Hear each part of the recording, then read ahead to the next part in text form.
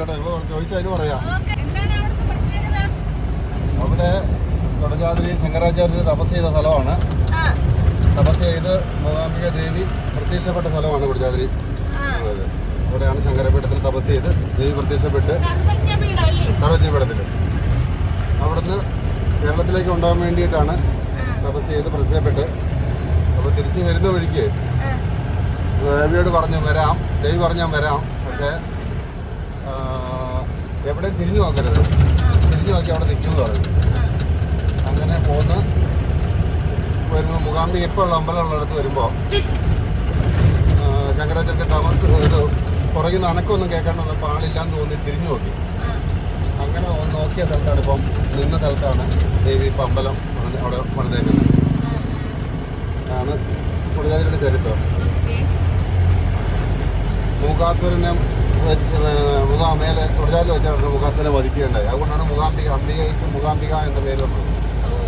അംബികാ ദേവി മൂകാംബിക ഇത് അങ്ങനെയാണ് മൂകാസുരന്റെ മേലെ വെച്ചാണ് വധിച്ചത്. ഇതാണ് കൊടജാദ്രിയുടെ ചരിത്രങ്ങൾ. ഇപ്പൊ നമ്മളിതേ കുടജാദ്രിയിലേക്ക് പൊക്കോണ്ടിരിക്കുകയാണ്. 40 കിലോമീറ്റർ ദൂരമുണ്ട്. 9 കിലോമീറ്റർ അതിൽ ഓഫ് റോഡ് ആണെന്നാണ് പറയുന്നത്. എന്തായാലും പോയി നോക്കാം. ഈ വഴിയാണ് നമ്മൾ പൊക്കോണ്ടിരിക്കുന്നത്. വീഡിയോ എടുക്കാൻ പറ്റുന്നില്ല, ദേഹമാസകലെ കുഞ്ഞുങ്ങൊക്കെ. ഭയങ്കര സ്പീഡിലാണ് നമ്മൾ പൊക്കോണ്ടിരിക്കുന്നത്. അടിപൊളി.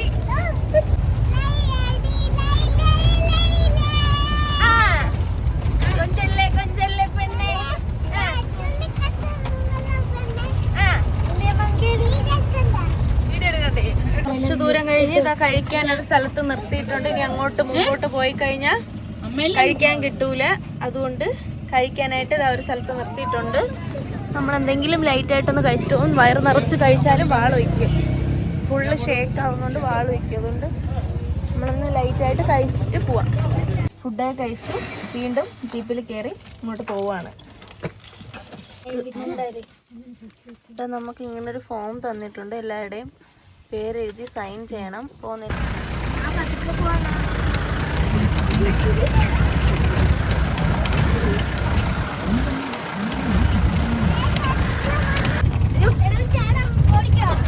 കൈ മാറ്റേട്ടാ.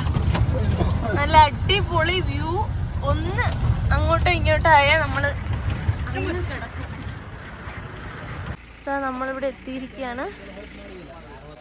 ഇനി കുറച്ചു ദൂരം നടന്ന് വേണം അങ്ങോട്ട് പോകാൻ. വണ്ടി നിന്ന് ഇറങ്ങിയപ്പോഴേ ആകെ പാച്ച് വർക്കായിട്ടാണ് ഇറങ്ങിയിരിക്കുന്നത്. ഇപ്പം നമ്മളങ്ങോട്ട് ഇറങ്ങുകയാണ്. ഇവിടെ ക്ഷേത്രമുണ്ട്.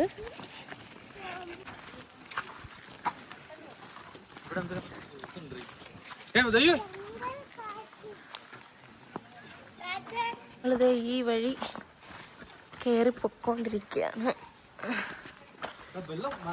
ഇതാണ് മൂകാംബിക ദേവിയുടെ മൂലസ്ഥാനം. ഇവിടെ നിന്ന് കയറി നമ്മളിതാ ഇതുവഴിയാണ് പോകുന്നത്.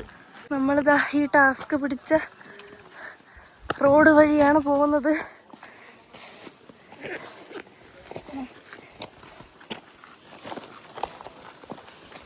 Oh my God.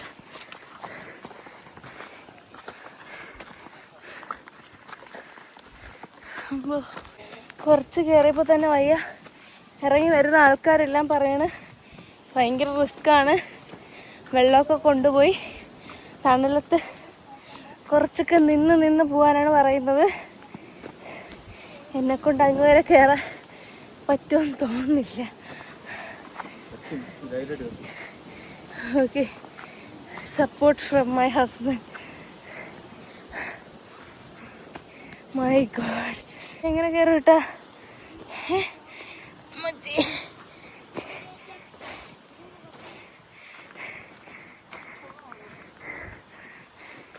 ഇതപ്പോ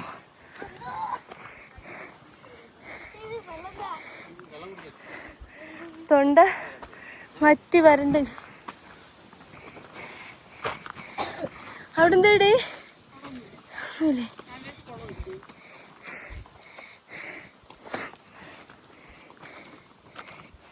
കയറിയതാ ഈ കിട്ടുന്നവരെ കയറി. ഇനിയും 2 മല കയറാൻ ഉണ്ടെന്നാണ് ഈ ഇറങ്ങി വരുന്നവർ പറഞ്ഞത്.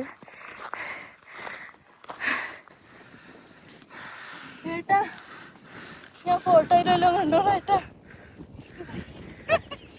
എനിക്കൊരു ഫോട്ടോ കാണിച്ചത്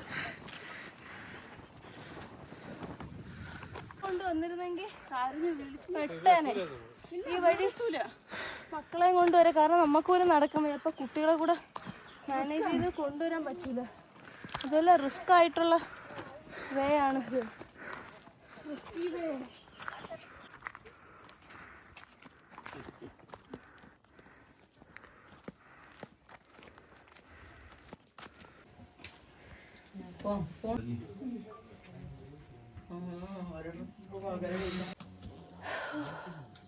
ഫൈനലി നമ്മളിവിടെ എത്തിച്ചേർന്നിരിക്കുകയാണ്.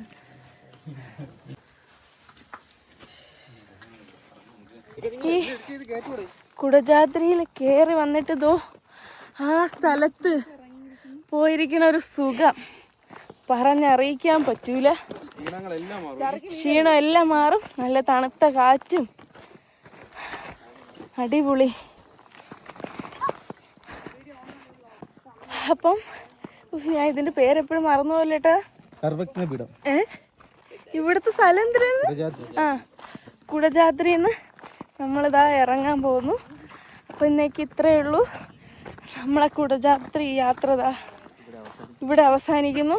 വീഡിയോ ഇഷ്ടപ്പെട്ട ലൈക്ക് ചെയ്യുക, ഷെയർ ചെയ്യുക, കമന്റ് ചെയ്യുക, സബ്സ്ക്രൈബ് ചെയ്യുക, ബെൽ ബട്ടൺ അമർത്തുക. ഓക്കെ, അപ്പം അടുത്ത വീഡിയോ ആയിട്ട് കാണാം. Tata bye bye, see U.